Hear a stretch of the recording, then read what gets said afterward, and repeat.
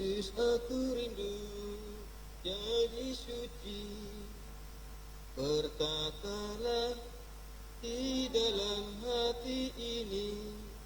2, 3. Ya Yesus aku rindu jadi suci. Berkatalah dalam hatiku ini. Hapuskanlah Tuhan segala dosaku. Sucikanlah hati seperti salju. Bersih ya seperti salju.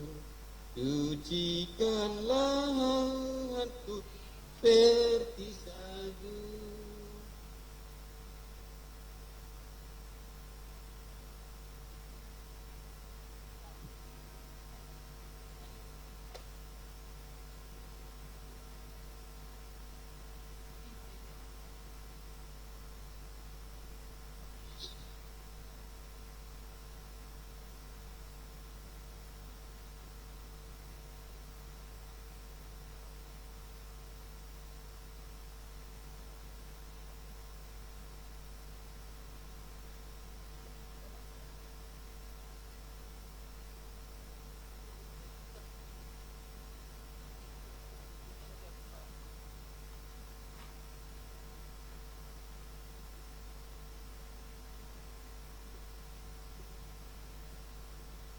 Teruskan.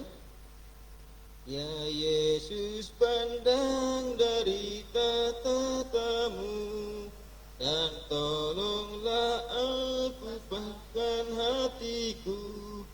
Sekarang aku menyerahkan jiwaku. Sucikanlah putih seperti salju. Putih bersih seperti salju.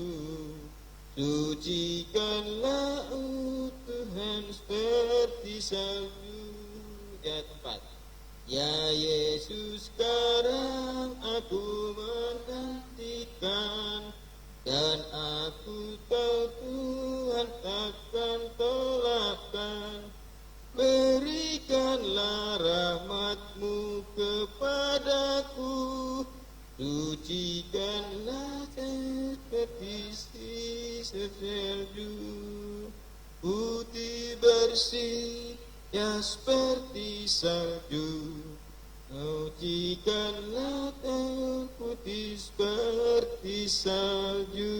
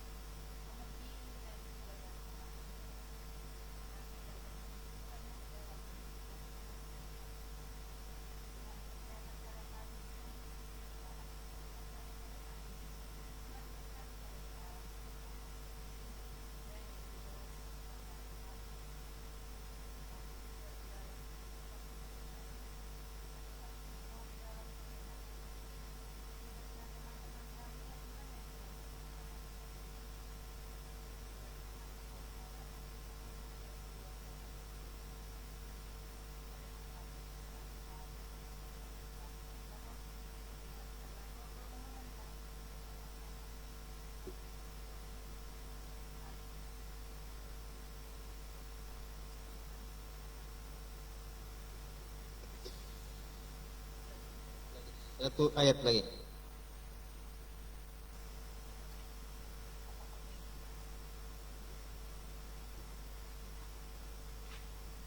Empat lima.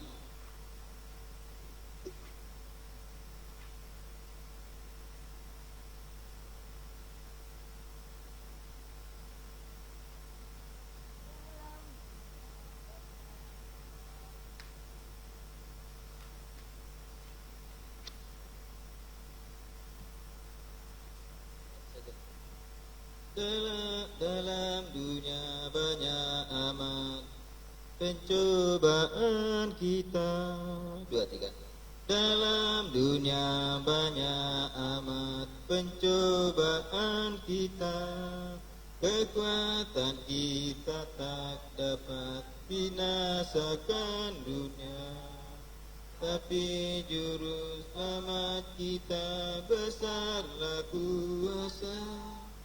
Biarlah hai orang saleh, kenakan percaya.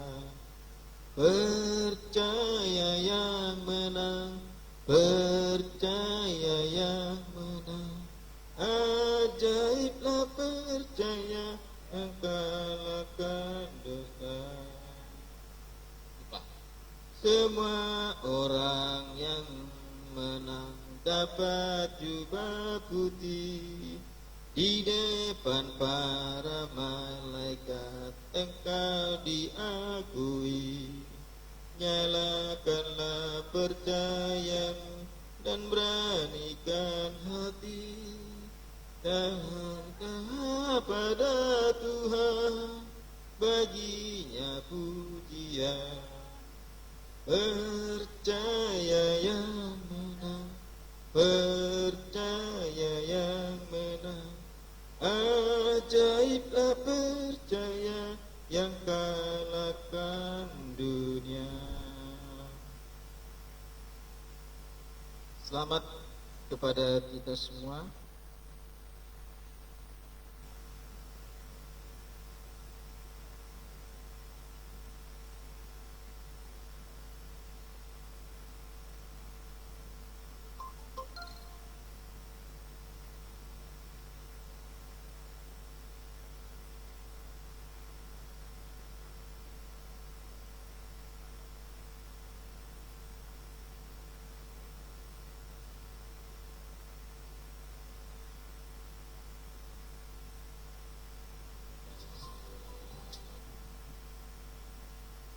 Ya, dalam waktu 15 menit lagi saya sampai ke rumah ibu. Kalau saya sampai... Selamat malam kepada kita semua. Selamat berbakti pada hari ini, hari kudus. Dan kita di sini mendengarkan firman Tuhan sebagai pelajaran kita, di mana pelajaran kita sangat dibutuhkan dalam perjalanan bangsa Israel menuju tanah Mesir. Bangsa Israel tanah Mesir menuju tanah Kanaan. Di dalam ayat bersahutan kita sudah mempelajari bagaimana bangsa Israel menuju tanah Kanaan. Begitu banyak permasalahan yang dihadapi oleh bangsa itu sendiri. Kita melihat banyak pergumulan dan banyak permasalahan di dalam lingkup bangsa Israel itu menuju tanah Kanaan. Tuhan melihat bangsa Israel itu sangat begitu mengasihi mereka, mengasihi seluruh bangsa Israel, keturunan daripada Yakub yang dibawa dari bangsa perbudakan ke tanah Kanaan yang sudah dijanjikan oleh Allah kepada mereka. Tetapi dalam hal ini bangsa Israel menurut ikut serta untuk berangkat hengkang dari tanah perbudakan menuju tanah Kanaan. Karena Tuhan menyatakan bahwa tanah Kanaan itu yang dijanjikan oleh Allah kepada bangsa itu sangat banyak makanan, susu dan lain-lain yang ada di sana. Mereka akan diberikan kehidupan. Mereka akan diberikan makanan, minuman, dan semuanya akan dicukupkan oleh Tuhan. Itulah janji Tuhan pada saat mereka dibawa dari tanah perbudakan, yaitu dari bangsa Mesir untuk menuju tanah Kanaan. Karena itulah saudaraku, kita melihat banyak kendala yang dialami oleh bangsa itu sendiri. Sangat susah di Tuhan membawa mereka itu, bangsa itu. Karena mereka tidak menurut kepada perintah Tuhan. Pada saat sekali-kali Nabi Musa menyampaikan amaran kepada bangsa itu, selalu atas kehendak Tuhan, dan tidak pernah Musa mengandalkan pikirannya untuk memimpin bangsa Israel itu di dalam perjalanan menuju tanah Kanaan. Tetapi bangsa itu tidak menurut, malah melawan dan bersungut-sungut. Dan sungut-sungut itu sangat menyakitkan hati Tuhan, sehingga Tuhan murka kepada mereka. Dan sampai-sampai Tuhan membunuh bangsa Israel itu, membunuh banyak bangsa Israel itu yang tidak menurut kepada perintah Tuhan. Itulah bangsa Israel banyak mengalami kematian di dalam perjalanan menuju tanah Kanaan, melalui padang gurun yang sangat-sangat kering dan tandus selama mereka di perjalanan. Saudaraku yang dikasihi oleh Tuhan, berapa lama mereka dalam perjalanan pada saat itu menuju tanah Kanaan sampai ke Jericho? Kita sudah tahu bahwa perjalanan bangsa Israel yang dipimpin oleh Musa 40 tahun lamanya. Mereka berjalan bersama-sama dengan Tuhan. Pada saat mereka berjalan siang, awan akan melindungi mereka. Awan yang diberikan oleh Tuhan untuk melindungi mereka akan menaungi mereka di dalam terik panas matahari pada saat mereka berjalan. Pada siang hari, Tuhan mengadakan tiang api untuk melindungi mereka dalam perjalanan, supaya bangsa itu jangan mati di dalam perjalanan menuju tanah Kanaan. Sangat indah sekali, sangat baik sekali Allah itu kepada mereka. Tetapi mereka ataupun bangsa itu tidak pernah bersyukur kepada Tuhan atas segala kemurahan hati Tuhan kepada mereka. Tetapi bangsa itu menggerutu dan menghina Tuhan pada saat itu, membuat patung dan segala macam untuk mereka sembah dalam penghinaan terhadap Tuhan, sehingga Tuhan murka pada saat itu. Dan saudaraku yang dikasihi oleh Tuhan, di mana perjalanan bangsa Israel ini adalah sebagai diaplikasikan kepada kita pada akhir zaman ini sebagai aplikasi perjalanan iman kita menuju yaitu Firdaus yang sudah dipersiapkan oleh Yesus Kristus. Dalam kematiannya dia bangkit dari antara orang mati dan berangkat ke surga untuk menyediakan semua untuk keperluan orang-orang yang percaya kepada Allah. Pada saat itulah Tuhan menyediakan dan memberikan pengharapan kepada semua manusia yang ada di bumi ini. Pengharapan itu akan manusia tunggu, dan kita akan menunggunya sampai Tuhan Yesus datang yang kedua kali. Kembali kita ke perjalanan bangsa Israel menuju tanah Mesir. Bangsa Israel menuju tanah Kanaan, yang berangkat dari tanah Mesir menuju tanah Kanaan. Kita melihat karena kedegilan ataupun ketidakbenaran yang dilakukan oleh bangsa Israel di dalam perilaku mereka di dalam perjalanan bangsa itu menuju tanah Kanaan, sehingga pada saat itu bangsa Israel banyak mengalami kematian.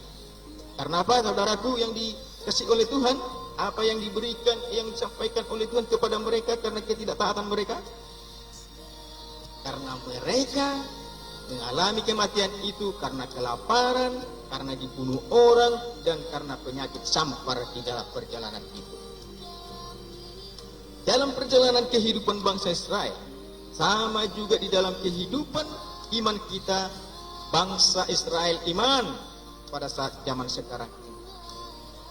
Bangsa Israel berpikir sesudah Yesus ataupun Allah memberikan suatu kepastian pengharapan kepada mereka, akan diberikan tanah Kanaan untuk dapat mereka tempati di sana, karena di sana ada banyak susu dan makanan yang berlimpah. Itulah yang disampaikan oleh Allah kepada Nabi Musa, disampaikan oleh kepada bangsa Israel.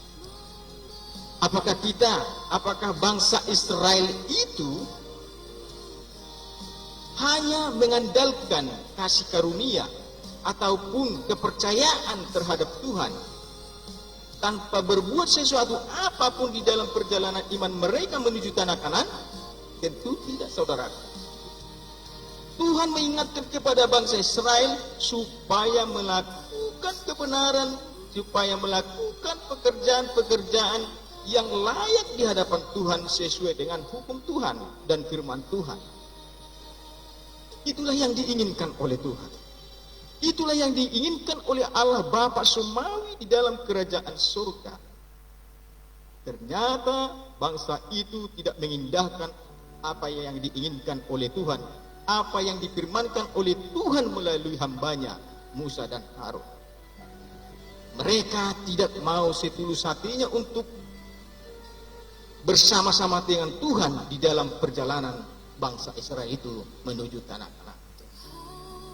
Perjalanan bangsa Israel sebenarnya dari Mesir ke tanah Kanaan hanya bisa sebenarnya ditempuh dalam 40 hari.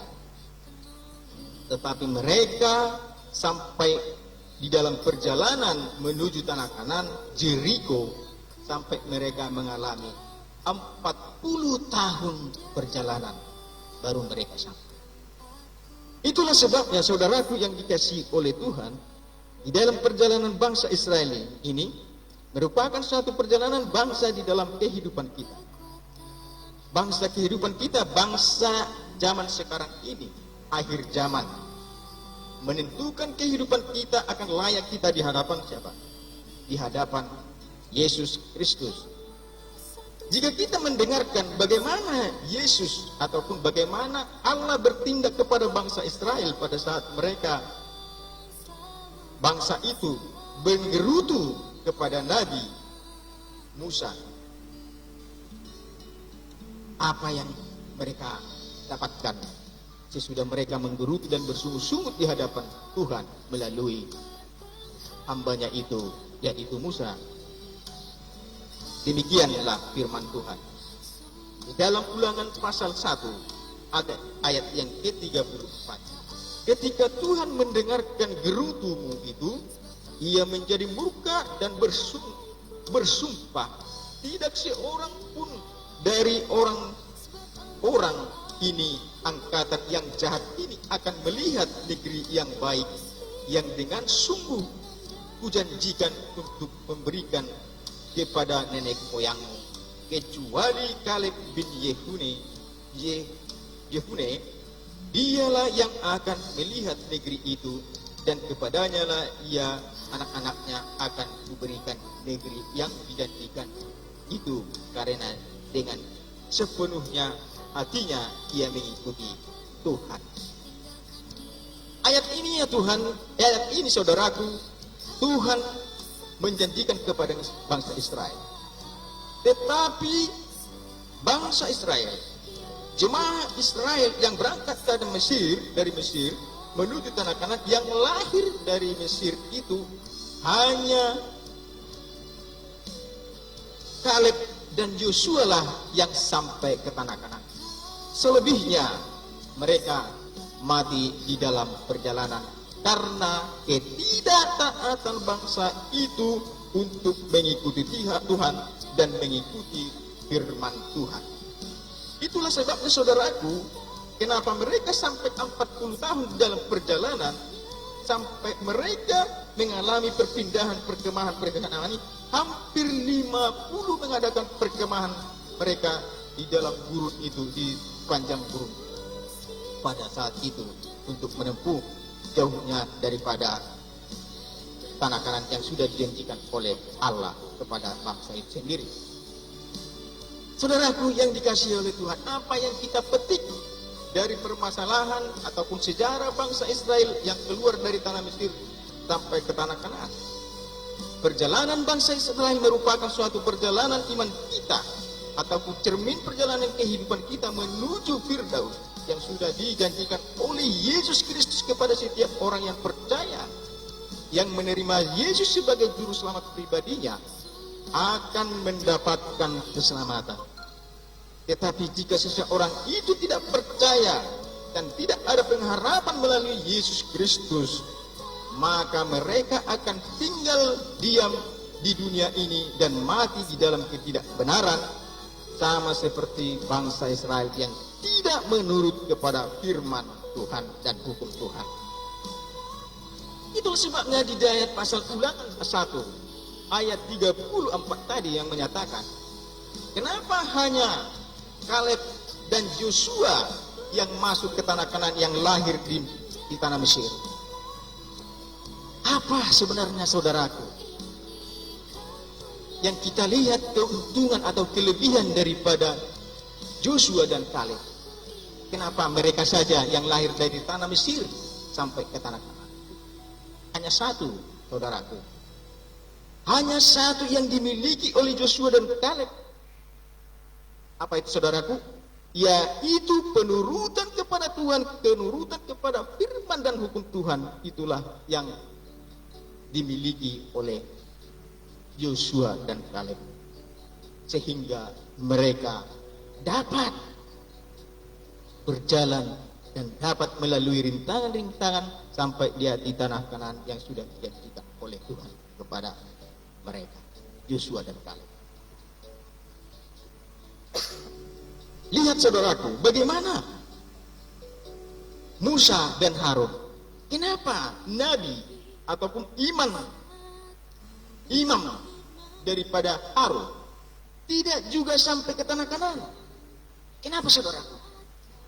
Karena abdi Allah itu, Musa dan Harun, menentang ataupun melanggar peraturan dan tidak menurut apa yang sudah difirmankan, apapun yang sudah dijanjikan oleh Allah kepada mereka. Kesalahan yang fatal yang sudah mereka lakukan, sehingga mereka tidak dapat untuk sampai ke tanah Kanaan yang sudah dijanjikan oleh Allah kepada mereka. Hanya satu yang bisa diberikan oleh Allah kepada Musa dan Harun. Dia hanya menatap, memandang tanah Kanaan sebelah utara, sebelah timur, dan sebelah barat, dan sebelah utara. Hanya itulah yang diberikan oleh Allah kesempatan kepada Musa dan Harun, hanya untuk melihat dan memandang tanah Kanaan itu. Dan mereka tidak dapat untuk menginjak tanah Kanaan sudah dijanjikan oleh Allah kepada mereka. Saudaraku yang dikasihi oleh Tuhan, apa sebenarnya yang harus kita petik di dalam iman percaya saudara dan Anda untuk mengikuti Tuhan, untuk berjalan bersama-sama dengan Allah melalui Yesus Kristus Tuhan kita, untuk menuju yaitu tanah Firdaus Yerusalem yang baru? Apa yang harus kita lakukan? Apa yang harus kita berbuat di dalam kehidupan kita? Apakah kita ini hanya mementingkan diri sendiri untuk mengumpulkan harta dunia ini, sehingga kita tidak mendapatkan yaitu kerajaan yang sudah dipersiapkan oleh Tuhan di dalam kerajaannya sendiri? Tentu saudara tidak mau seperti itu. Tentu saudara tidak mau seperti orang-orang bangsa Israel yang munafik, yang keturunan orang yang keturunan orang-orang yang jahat di mata Tuhan. Tentu tidak, saudaraku. Tuhan menginginkan saudara, Tuhan menginginkan Anda supaya masuk ke dalam kerajaan surga, sebagaimana Allah menginginkan bangsa Israel supaya masuk ke dalam tanah Kanaan yang sudah dijanjikan oleh Allah kepada mereka. Tetapi bangsa itu tidak mengindahkan apa yang difirmankan oleh Tuhan. Bangsa Israel tidak mau menurut kepada firman Tuhan. Padahal Tuhan sudah mengingatkan kepada mereka, sudah memperlihatkan keajaiban yang sudah diperlihatkan oleh Allah di dalam perjalanan dari mulai Mesir sampai di dalam padang gurun pada saat itu. Tetapi kedegilan dan kejahatan mereka semakin menjadi-jadi di dalam perjalanan kehidupan bangsa itu sendiri. Tentu bukan semua bangsa Israel itu orang yang jahat, orang yang tidak mengindahkan firman Tuhan dan kuasa Tuhan. Tetapi sebagian bangsa itu juga menurut kepada Tuhan. Tetapi di tengah-tengah bangsa itu banyak orang-orang yang jahat, yang tidak mau takut akan Tuhan dan tidak mau menurut kepada firman Tuhan. Mereka memelihara ketidakbenaran, memelihara kejahatan mereka yang dibawa dari tanah perbudakan itu untuk menuju tanah Kanaan. Tidak ada perubahan. Dan Tuhan sudah melihat bangsa itu yang jahat itu dan tidak akan pernah lagi untuk dalam pertobatan, untuk dalam perjalanan menurut kepadanya, yaitu kepada Allah yang di surga. Sehingga Tuhan murka kepada mereka, sehingga Tuhan membunuh mereka pada saat itu, membunuh orang-orang yang jahat yang tidak mau lagi dalam pertobatan, supaya mereka bisa berjalan orang-orang yang menurut kepada firman Tuhan, dan supaya mereka bisa mulus berjalan sampai ke tanah Kanaan yang sudah dijanjikan oleh Allah kepada mereka. Begitu juga kita, saudaraku yang dikasihi oleh Tuhan. Ada banyak orang pengkhotbah di dalam gereja-gereja, di dalam sinagog-sinagog, perkumpulan orang Kristen pada saat sekarang ini. Mereka berbicara mengagungkan adalah kasih karunia kepada mereka akan mendapatkan keselamatan. Hanya mengandalkan kepercayaan kamu akan diselamatkan. Bahwa itu adalah salah. Ayat itu secara letterlet diartikannya. Sehingga hal seperti itulah yang sama dihadapan oleh bangsa Israel. Hanya mengandalkan kepercayaan mereka tanpa perbuatan apa-apa pun di dalam perjalanan itu, tanpa ada pengorbanan di dalam perilaku mereka, sehingga mereka mendapatkan kematian di dalam perjalanan itu sendiri, tidak masuk ke tanah Kanaan.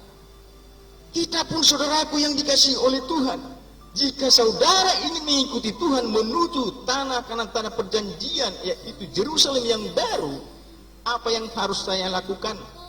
Apa yang Anda lakukan?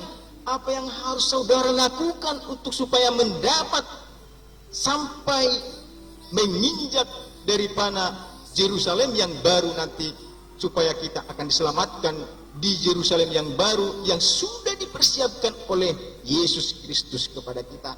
Apakah kita hanya cukup mengandalkan percayalah, jika kamu percaya kamu akan diselamatkan? Tentu tidak, saudaraku.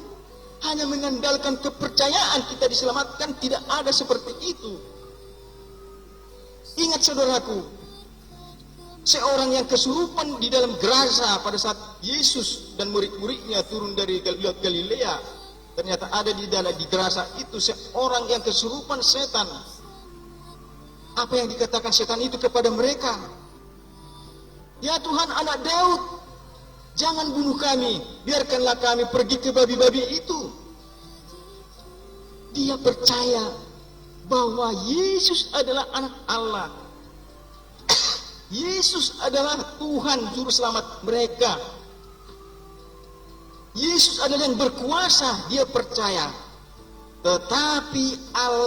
Tetapi iblis itu tidak akan percaya kepada Yesus dan tidak melakukan apa yang difirmankan dan hukum Tuhan di dalam kehidupan iblis itu sendiri. Itulah mengenai hal kepercayaan terhadap Tuhan. Itulah sebabnya kita, bila mana kita mengatakan kepercayaan kita kepada orang lain, hanya percaya, kita mengandalkan percayaan itu, percayalah kepada Tuhan, maka kau akan diselamatkan. Hati-hati saudaraku untuk menyampaikan itu kepada orang lain. Jika itu hanya kita sampaikan, maka mereka itu hanya berada di dalam angan-angan belaka saja, tanpa ada perilaku ataupun pengorbanan yang mereka lakukan untuk mengikuti daripada Tuhan ataupun mengikuti daripada hukum Tuhan. Itulah sebabnya kasih karunia dan percaya kepada Tuhan memang benar. Kasih karunia yang diberikan oleh Allah kepada manusia ini, dunia ini, diberikan anaknya yang tunggal itu kepada untuk dapat keselamatan setiap orang yang percaya kepada Yesus Kristus. Itu benar. Tetapi siapa sih kasih karunia itu, saudaraku? Kasih karunia itu adalah Yesus Kristus yang diberikan kepada kalian, kepada saudara, kepada saya, dan kepada Anda secara cuma-cuma. Diberikan secara cuma-cuma kasih karunia itu. Mengorbankan nyawa, disalibkan dia di kayu salib, mati dan dikuburkan. Itulah kasih karunia penyelamatan yang diberikan oleh Allah melalui anak tunggal, yaitu Yesus Kristus Tuhan kita yang turun dari tahtanya.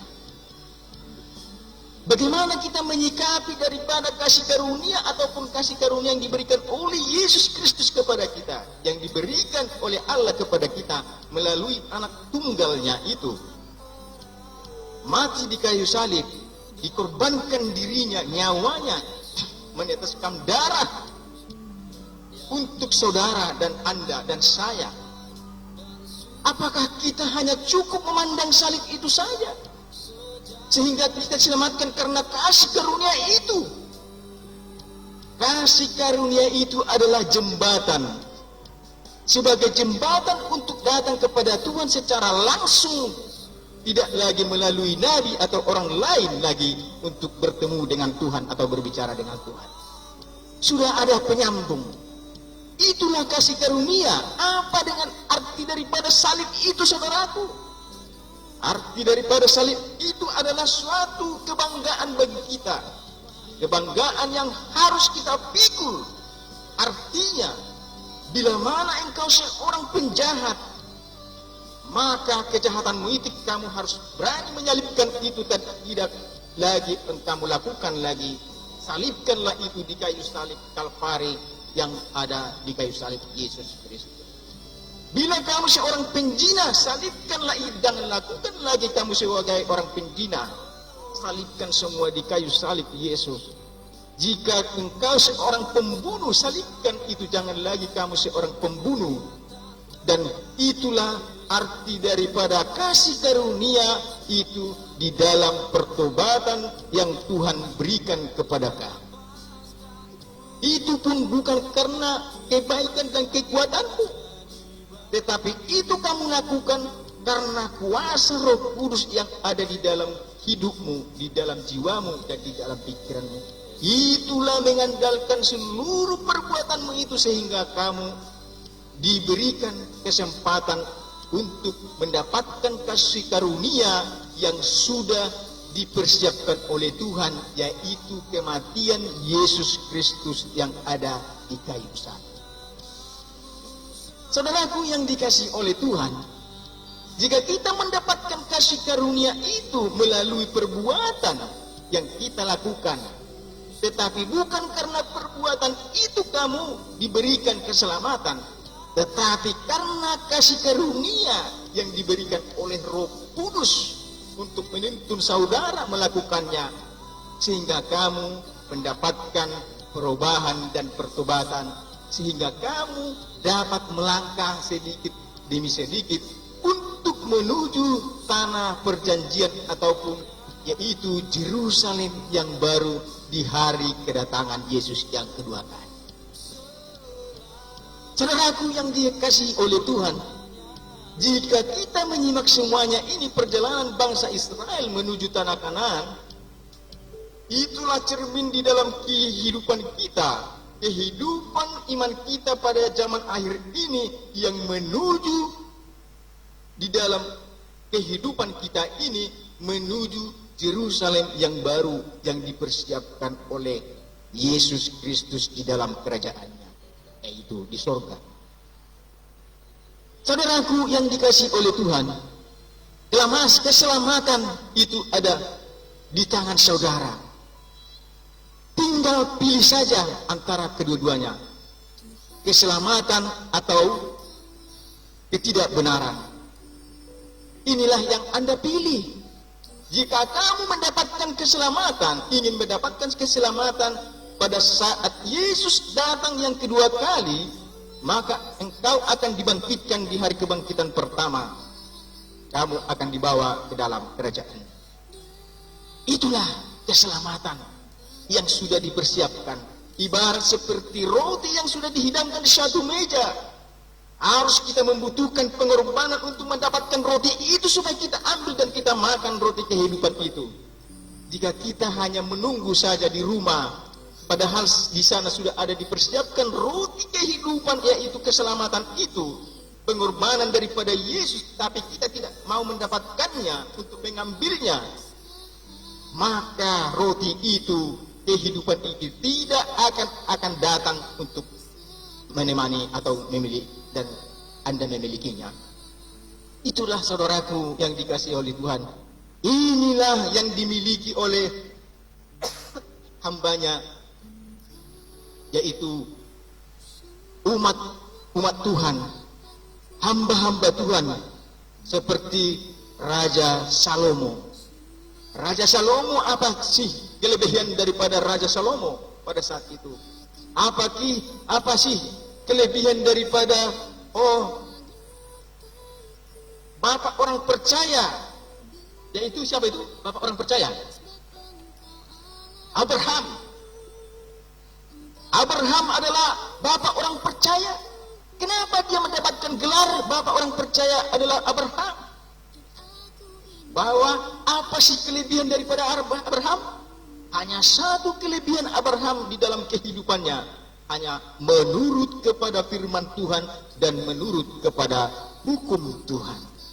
Dan itulah yang dipegang oleh daripada Kaleb dan Yosua. Apa sih kelebihan Yosua dan Kaleb sehingga dia dapat mengarungi daripada perjalanan kehidupannya menuju tanah Kanaan yang dijanjikan oleh Allah? Hanya satu kelebihannya, yaitu penurutan kepada firman Tuhan, penurutan kepada hukum Tuhan. Itu saja, yang lain tidak.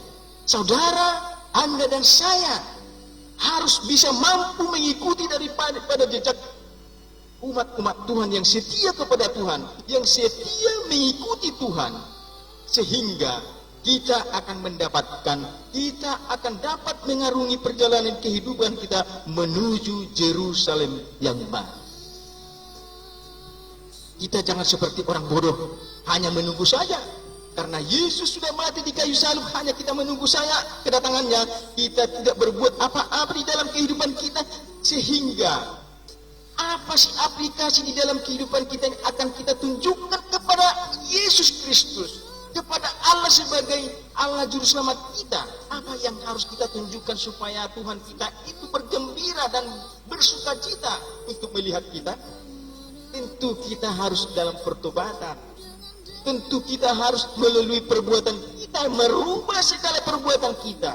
Jika saudara tidak ada kekuatan untuk merubah itu, Tuhan akan memberikan, Allah akan memberikan membantu, yaitu Roh Kudus, untuk menuntun saudara mendapatkan untuk dalam pertobatan di dalam diri saudara dan akhlak saudara.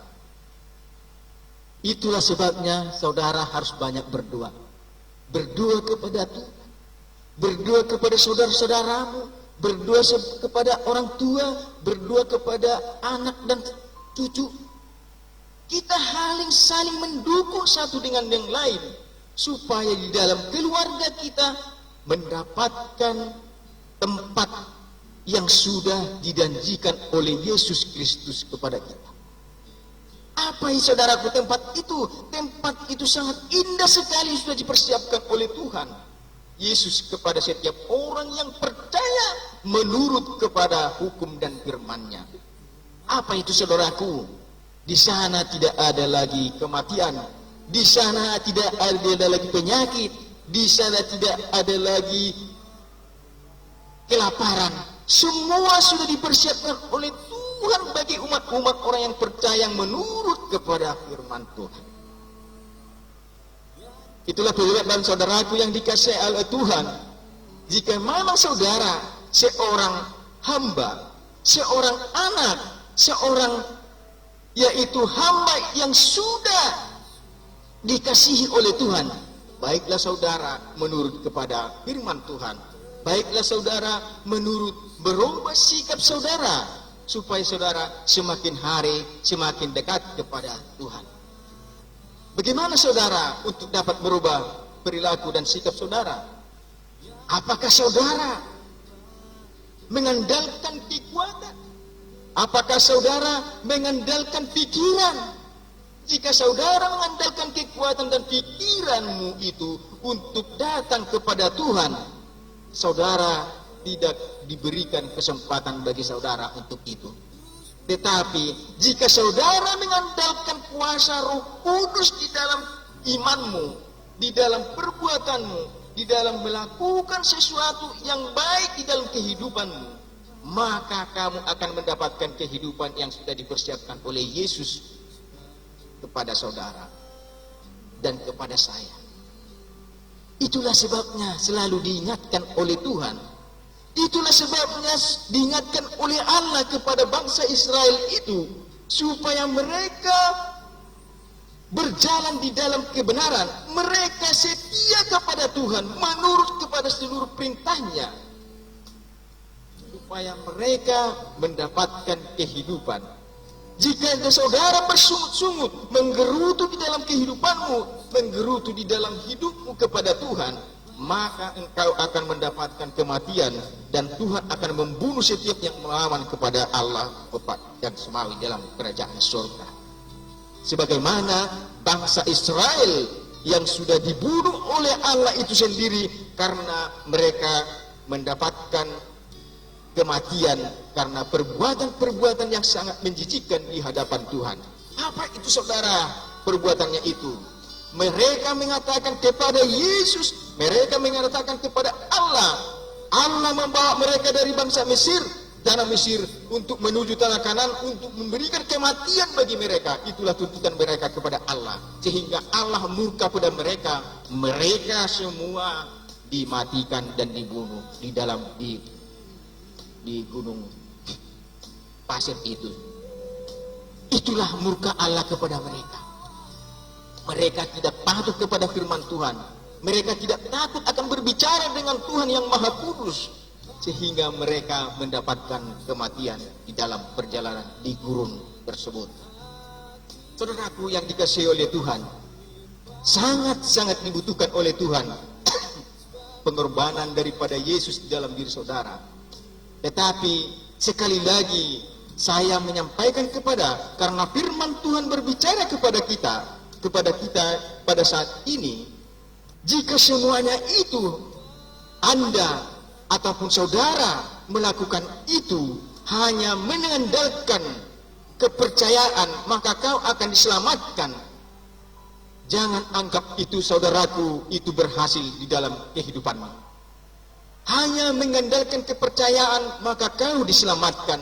Jangan pikirkan itu akan Anda sampai ke tanah perjanjian ataupun Yerusalem yang baru yang sudah dipersiapkan oleh Yesus Kristus kepada Anda dan saudara. Tetapi jika saudara mengandalkan kepercayaan itu, berbuatlah kepercayaan itu. Berbuatlah apa arti daripada kepercayaan itu. Suatu ilustrasi yang saya bawakan kepada saudara, seorang petani pergi untuk berjalan-jalan, sehingga seorang petani ini melihat suatu ladang yang sangat baik untuk ditanami, untuk mendapatkan penghasilan. Apa saudaraku yang dibuat oleh petani ini supaya dia mendapatkan penghasilan dari tanah itu sendiri? Bahwa dia sudah tahu bahwa penghasilan itu akan dapat dihasilkan oleh tanah itu jika, apa saudaraku? Jika petani itu mengusahakan ladang yang sudah dibuatnya itu, yang ditemuinya itu, dia akan menanam pohon-pohonan ataupun menanam tumbuh-tumbuhan sehingga tumbuh-tumbuhan itu menghasilkan sesuai dengan apa yang diinginkan oleh petani itu sendiri.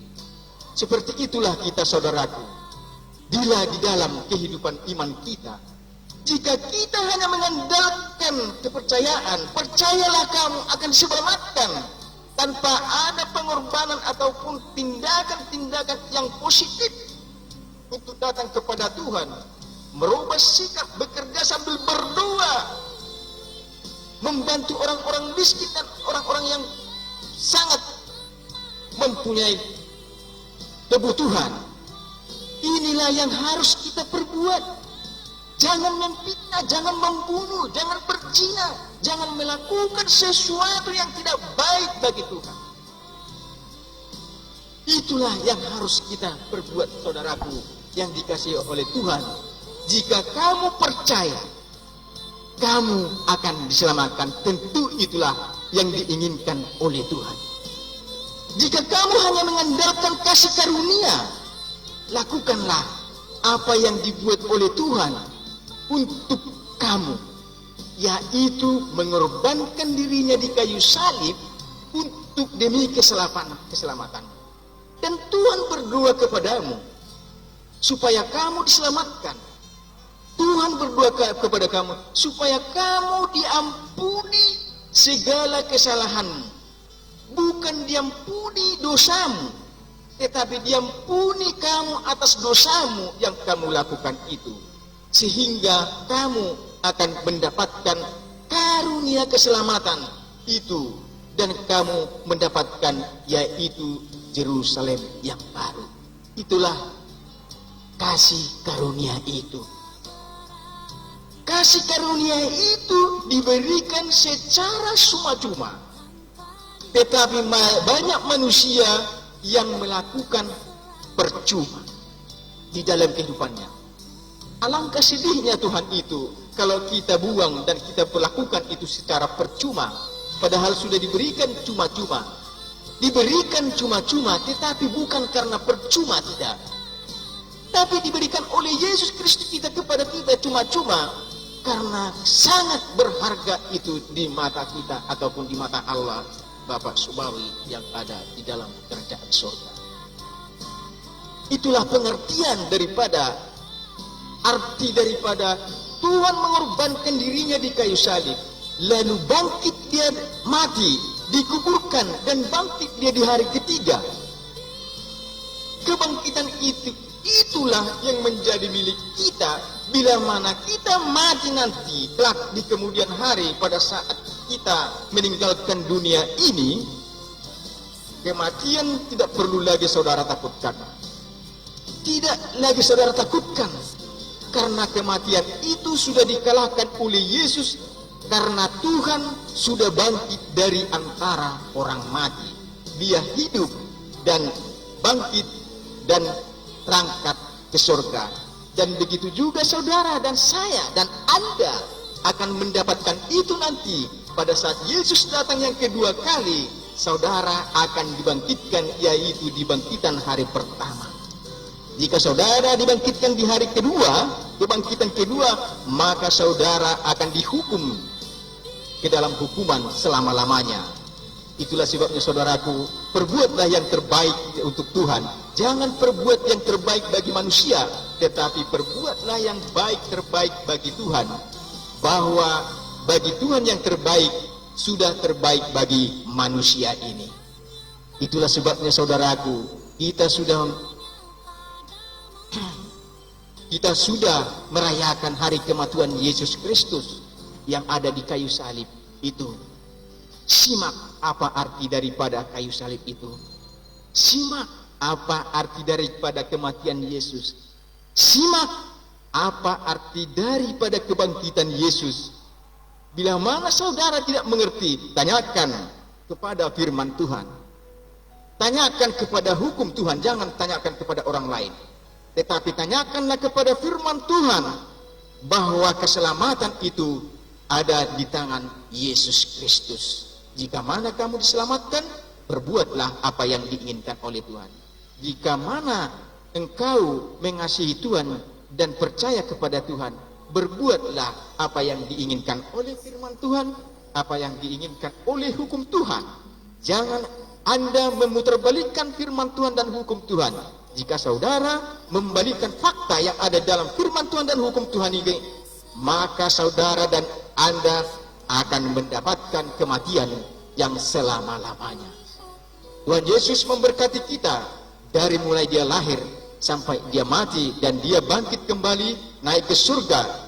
Dia menunjukkan dan memperbaiki dan menyediakan keselamatan bagi kita. Karena Yesus sangat mencintai saudara dan saya dan Anda, maka kita semua yang percaya kepada Tuhan, yang diberikan kepada kita kasih karunia melalui perbuatan, dan kita akan diselamatkan. Perbuatlah apa? Tindakanmu. Berdoalah sekuat tenaga.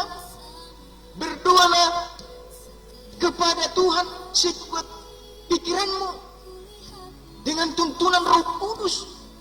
Melebihi dari situ Tuhan tidak akan inginkan. Hanya dua dari ketulusan hatimu lah yang diinginkan oleh Tuhan, dari hati lubuk nuranimu. Itulah yang diinginkan oleh Tuhan. Jangan seperti bangsa Israel hanya ikut-ikut saja, tanpa ada perbuatan, hanya ikut-ikutan saja. Dia bergerutu dan bersungut-sungut sepanjang jalan di tanah gurun itu, sehingga murka Tuhan akan datang kepada mereka. Singkirkan saudaraku di dalam hal perbuatan seperti itu di dalam dirimu. Itulah saudaraku yang dikasihi oleh Tuhan. Sebentar lagi, tidak lama lagi Yesus akan datang.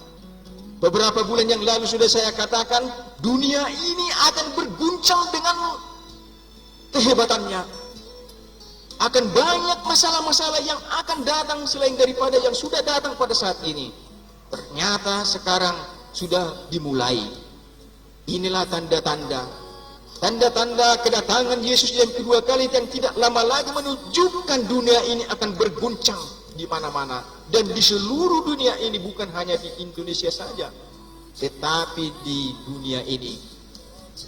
Jika memang saudara akan diselamatkan, jika memang saudara ingin bertemu dengan Tuhan, jika memang saudara ingin mengandalkan daripada ingin kepercayaanmu semakin meningkat dan semakin tinggi imanmu di hadapan Tuhan, maka saudara akan diselamatkan untuk berjalan bersama-sama dengan Yesus menuju yaitu perjanjian yang sudah dijanjikan oleh Tuhan, yaitu Yerusalem yang baru yang sudah dipersiapkan oleh Tuhan kepada setiap orang yang percaya dan menurut firman dan hukum Tuhan.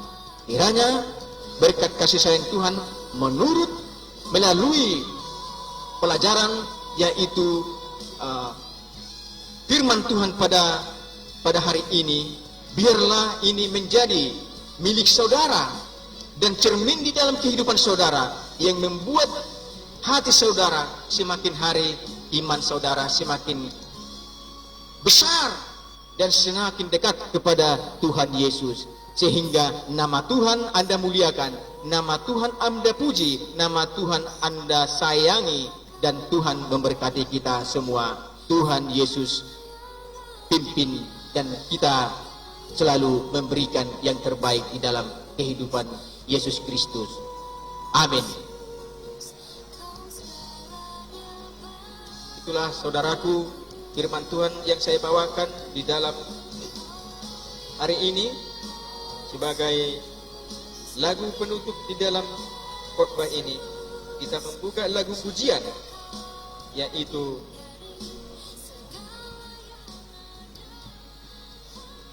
lagu nomor berapa?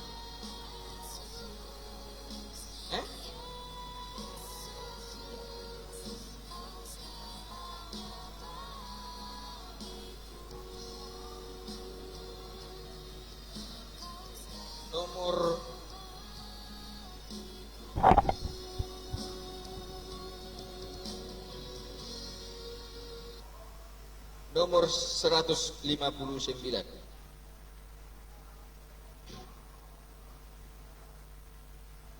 Nyanyilah lagu yang hiburkan di jalan. 2, 3. Nyanyilah lagu yang hiburkan di jalan, tak lama lagi masuk surga. Malam pun lalu dalam terang kemuliaan, tak lama lagi masuk surga. Tak lama lagi kita tiba di sana. Kita berkumpul bila topan telah lalu, tak lama lagi masuk surga. Kita berdoa. Bapa yang kudus yang kami sembah, pada hari ini kami bersyukur kepada Tuhan karena kami sudah mendengarkan firman Tuhan yang begitu indah, yang menggugah iman percaya kami, kasih yang Engkau berikan kepada kami, sehingga kami ya Tuhan menginginkan untuk dapat Tuhan meteraikan di dalam hidup dan jiwa kami, agar firman daripada sejarah bangsa Israel menuju tanah Kanaan dapat menjadi cermin di dalam iman kami pada akhir zaman sekarang ini, di mana bangsa itu bersungut-sungut dan menggerutu kehadirat-Mu yang kudus, sehingga mereka mendapatkan kematian yang Tuhan sudah buat bagi mereka, karena mereka tidak mampu untuk bertobat lagi, sudah mengeraskan hati mereka. Biarlah itu jangan terjadi di dalam iman kami ya Tuhan, kepercayaan kami terhadap Tuhan, tetapi tanamkan dan firman-Mu itu ke dalam hati dan pikiran kami, jiwa kami, agar kami selalu menurut kepada firman Tuhan, menurut kepada hukum Tuhan, sehingga kami mendapatkan yang layak di hadapan Tuhan. Sementara kami tidak luput dari kesalahan dan dosa, ampuni kami Tuhan dari segala kekurangan, dosa pelanggaran kami, agar kami layak di hadapan-Mu sebagai persembahan yang hidup. Terima kasih Tuhan. Tuhan memberkati kami, Tuhan memberkati saudara-saudara kami yang melihat acara pada saat ini, untuk bisa bercermin di dalam kehidupan mereka firman Tuhan pada hari ini. Tuhan, terpujilah nama-Mu. Kami persembahkan doa ini hanya di dalam nama Tuhan Yesus Kristus Juru Selamat kami berdoa. Haleluya. Amin. Inilah saudaraku acara kita, acara kebaktian kita pada hari ini. Baiklah siapa yang menonton daripada memberikan perhatiannya kepada acara ini, biarlah mereka diberkati Tuhan dan diurapi Tuhan, sehingga mereka bila mana ada yang sakit akan mereka disembuhkan, bila mana ada lemah iman mereka akan dikuatkan. Inilah yang diinginkan oleh Tuhan kepada saudara dan Anda. Tuhan memberkati kita semua. Terima kasih. Shalom, shalom, shalom.